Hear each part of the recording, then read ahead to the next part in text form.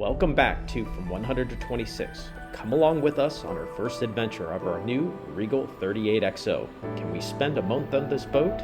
Will we make it to all of our destinations? Cape May, New York, Block Island. Will we have mechanical issues that stop us in our tracks? Join us for this little adventure.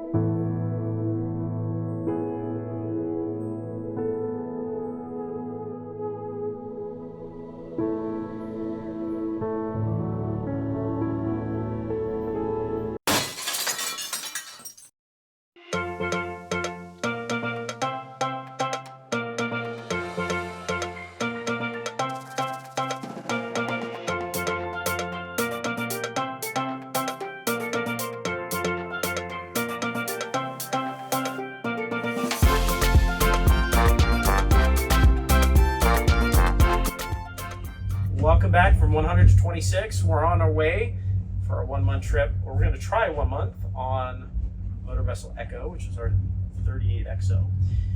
We had to leave a day early, which kind of put things in a little bit of a tussle because they only opened the bridge up for us once per week for recreational traffic. As you can see from in front of us here, it is outbound. All the recreational vessels will be heading outbound during a 1 hour window, and then they allow the inbound vessels for a 1 hour window as well. So we got the U.S. Coast Guard out here, obviously the Dolly, just massive cleanup effort. It's amazing. But yeah, come along with us. We're going to take you along on this trip. It's going to be a month long. We're going to see what we think of the 38XO and really kind of ring it out and tell you the goods and the bads as we get along with it.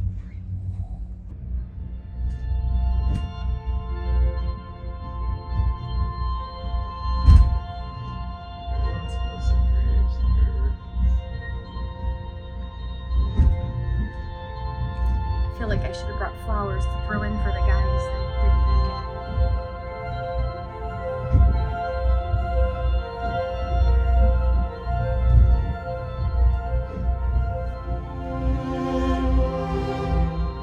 didn't First leg of the trip, we traveled north from Baltimore up the Chesapeake Bay to the C&D Canal, a 14-mile long shipping canal that connects the Chesapeake Bay to the Delaware River.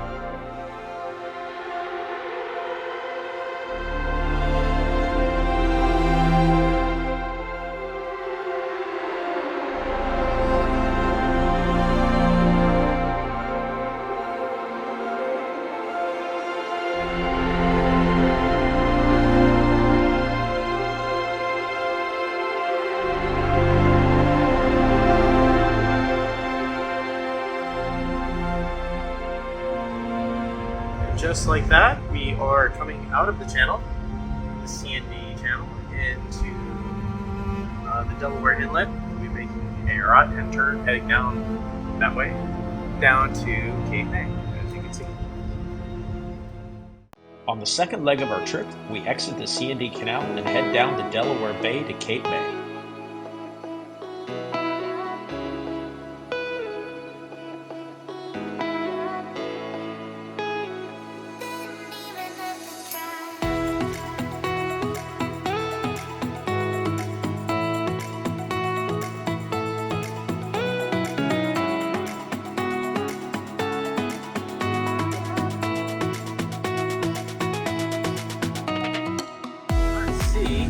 We're heading down the Delaware Inlet here, but holy cow, is there a ton of logs out here.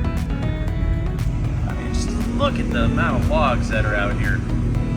I feel like I'm dodging crab pots down in the Keys. Jeez, but these things aren't even marked. I mean, look at that one going by. Just all over the place. Dude, I tell you, I've never seen the amount of logs ever. Wow. I mean, it was like an obstacle course there for a little bit. Left and right, left and right. But we're continuing our run down the C&D Canal. It seems like a lot of the logs have kind of dissipated at this point.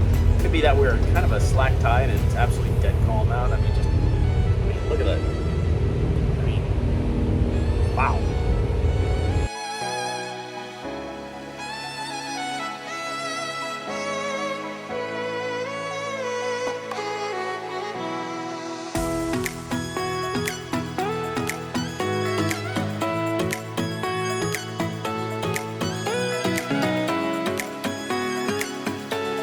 It's important to have a nutritious lunch.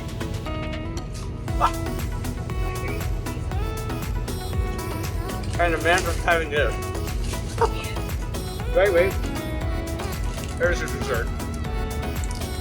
Just coming up to Cape May now. And that was right in front of us, sorry for the bumps. It's rather rough. You can see it right here. Just entering the Cape May channel here. Big ferry here.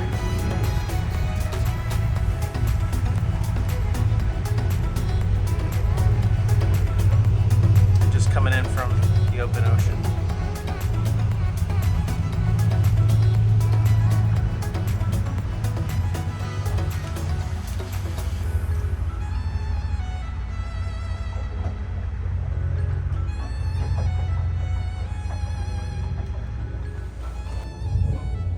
The boat's on position hold. We're getting our fenders and lines ready. Don't be one of those guys that show up at a dock and not have your fenders and lines all properly set up and that sort of thing. So we do this well ahead of time. Drop our fenders and lines, make sure everything's all set up. We know exactly which direction we're going to dock and what slip we're going to be at. So the boat's on position freeze right now and is monitoring the helm as I do this. That's all it takes to blow up a massive fender. I love these things. They're so light, so easy to work with. So we have two of our lines on right now, and I'll put the two fenders on right now. We arrive in Cape May only for us to fetch our second nutritional meal of the day, pizza. Saved by the bell.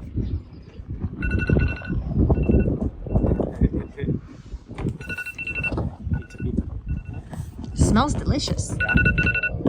Cape May is a city and seaside resort at the tip of the southern New Jersey Cape Peninsula. It is known for its grand Victorian houses, the Cape May Lighthouse, which provides views across the Delaware Bay and the Atlantic Ocean. It also has several blocks within the city that have been blocked off the traffic, where you can find some fantastic restaurants, shopping, and a beautiful church. But strangely, we found Cape May rather undog friendly. While walking the dogs, we found this, and this, and this, and this, and finally the sign in the downtown area, which says, "No dogs allowed." Very strange. We have never experienced this before anywhere we have traveled. Charlie, take us back to the boat.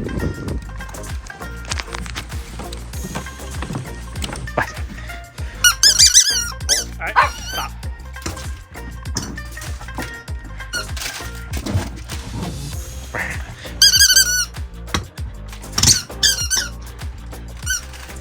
All right, let's talk and give you an update about where we are with the air conditioning system. So when we last left you, Dometic needed to replace basically all 3 of the air conditioning systems because they didn't want to, the systems were not really designed or initially designed to work in colder waters. So that was a software fix, but they went ahead and replaced all 3 units.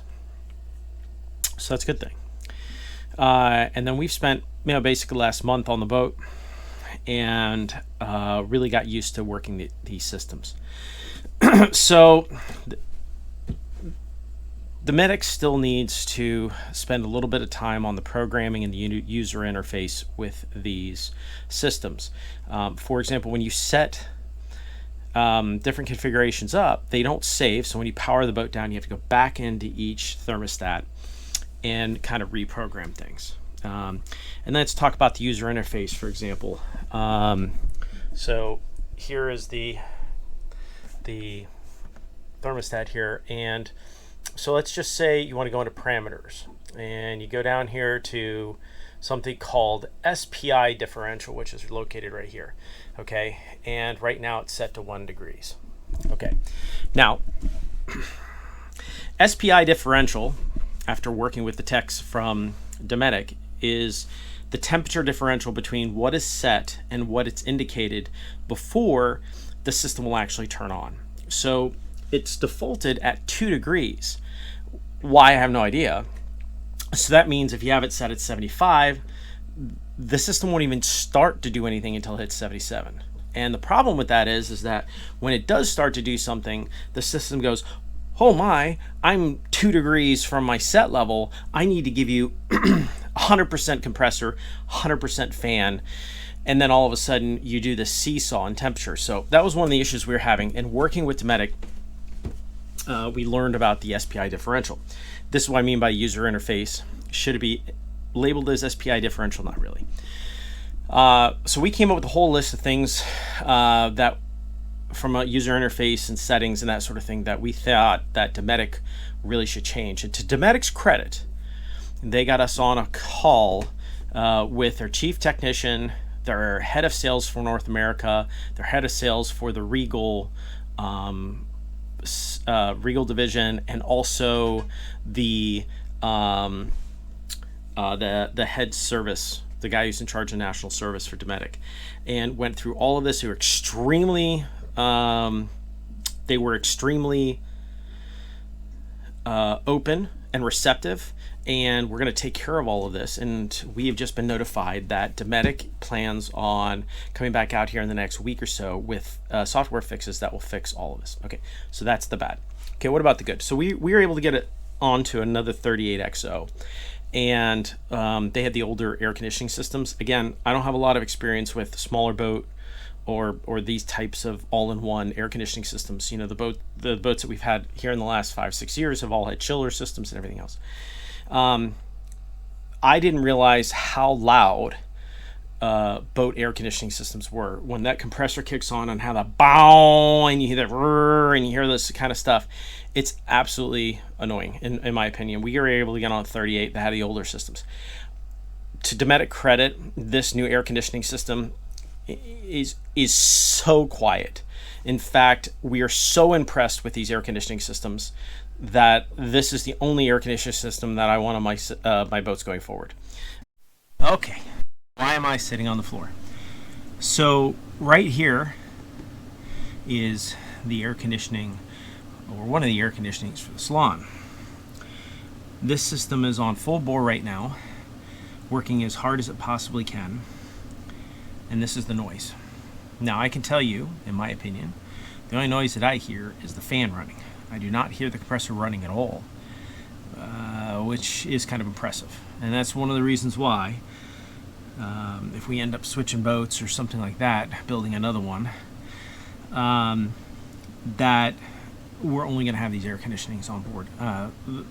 The difference was absolutely amazing between the older generation of air conditioners and these new air conditioners that Dometic came up with. So yeah, it was kind of work in progress, and we're happy to help solve some of these problems, or not solve some of the problems, but give Dometic some of our feedback. Bravo on feedback, bravo on Dometic for listening to our feedback and implementing some of that, and willing to come out and reprogram everything. But the overall system design, pretty damn impressive. It was time for us to leave Cape May for New York City, but the weather was just not cooperating. Instead of heading out in the ocean and running on the outside, we had to take the longer and more arduous route using the Intercostal. So we're making our way from Cape May up to New York. Not going to make it to New York because the conditions offshore really went downhill quickly. We're not going to run in seas that are just not comfortable, not with a new boat, just not something I want to do. So we're taking the Intercostal, which is my least favorite thing to do. Why? Because apparently New Jersey doesn't know what a no-wake zone is not.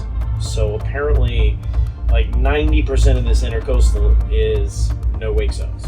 And if it's not in a no-wake zone, then it's extremely shallow, which I looked on the internet before coming up, and there's tons of warnings about being careful because after the hurricane, etc., etc. So it's just a very slow going process. We've already had 2 times right smack in the middle of the channel where I think our depth finder showed like -0.3, which we've been there before with Bravo, and it's not a fun experience. So yeah, this is pretty much it. We're going about 1/3 of the way up the Intercostal. Where are we going, Amanda? Where are we going? Stone? I don't know. We're going some marina here. We forgot. So we're going to some marina. That's about 1/3 of the way up. We're going to sit there for about 2 days. South of Atlantic City. Yes, just south of Atlantic City. Then go another 1/3 of the way up, and then another 1/3 of the way up. This is basically going to be our days for the next 3, 4, 5 days. We're going to try to get as far as we can to New York City. And then on Monday, it looks like we got a window to shoot up into New York City and complete this section of the trip. But enjoy the scenery. Going by very, very slow. So this is why we didn't want to go into open waters. So right here on the Intercostal, we're winds between 18 and 20 knots right now. So out at sea, I think they were anticipating close to 30. So it was absolutely beautiful, calm morning this morning, but the winds really, really kicked up. I mean, the scenery is beautiful, but you can see how narrow some of these channels are when you're going through. And they just seem to have one marker. So you just kind of aim down in the center and hope for the best. And that's kind of what happens. You can see we're showing 3.5, then just jump down to 6.5. So we're slowly making progress. Doing 9 knots right now. Cruised along in the Intercostal, and then you pass this. That doesn't even look fun. Alright. So apparently the state of New Jersey got a hell of a deal on no wake buoys, because it's kind of like Detroit. I had a comedian once tell us that Canada dumps all their orange cones on Detroit in the middle of the summer. So yeah, this is what we're looking at, and we're doing 7 knots. Yeah. So it's pretty skinny on some of these places. I wouldn't want to take a boat bigger than this, and we're coming through at high tide, and I'll tell you, if we weren't at high tide, a couple of these places I think I would have probably struck bottom. But we're at a +3 high tide right now. So yeah, so we're making our way up to our first stop. After a long and arduous day of running the Intercoastal, we arrive in Ocean City, New Jersey, to 30+ knot winds, 50-degree weather, and overcast skies. So, yeah, doggy dog world. We've had our breakfast, we've had our walk, and it's time for our nap time. Or did I bother you? It's your chore. That's your chore. Okay. Say night time. Night time. Night time. So we are leaving, I think this place is called Ocean City, New Jersey. Not to be confused with the Ocean City, Maryland. Totally different. Really totally different. We decided to scrub our entire trip up north because the weather's just not cooperating. I don't want to get stuck up there. So we're heading over to St. Michael's today from Ocean City, Maryland. We're going to go offshore around Cape May up to the C&D Canal and then over to St. Michael's for a few days. Got a couple of things we got to get addressed. One of them is a hot water heater that's kind of on the fritz, so we want to get that taken care of. It works sometimes and then other times it doesn't. Again, just another situation where you got to work with everybody to get taken care of. Regal's overnighting us a new one, and AM/PM Marine's going to install Wednesday. It's a Monday right now, so no big deal. Yeah, so it'll be 4.5 hours en route, almost to the max endurance of this boat. It's gonna be interesting if I got to stop or not. I'll see how my fuel consumption is along the way. But yeah, in case you're wondering where I'm walking right now, going to get Chipotle. Got to have some food underway, just in case. So you never know. So anyhow, we'll see you on the water. Join us on our next episode. We head over to St. Michael's where I supervise a hot water tank replacement. I change a pump. Amanda makes fun of me while I try to blow up a tender. We watch a 100-foot boat almost catch on fire, and we enjoy other boaters' ideas of fenders. Thanks again for subscribing to the channel. Your support really does mean the world to us.